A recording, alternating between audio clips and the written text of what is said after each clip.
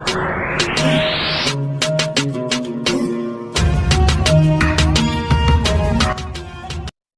اللہ الرحمن الرحیم۔ السلام علیکم دوستو، جنرل عاصم پاکستان کا وہ پہلا آرمی چیف جو کہ ISI چیف بھی رہ چکا ہے، اور پاکستان کی تاریخ میں پہلی بار حافظ قرآن آرمی چیف ہوگا۔ ان کا پورا نام حافظ عاصم منیر احمد شاہ ہے، اور آرمی کو انہوں نے 1986 میں جوائن کیا تھا۔ ویڈیو شروع ہونے سے پہلے آپ دوستوں سے درخواست ہے کہ اگر آپ ہمارے چینل پر نئے ہو تو ہمارے چینل کو ضرور سبسکرائب کریں۔ جنرل عاصم منیر پاک فوج کے سینئر ترین 3 اسٹار آفیسر ہے جو پاکستان ملٹری اکیڈمی کی فارغ التحصیل ہے۔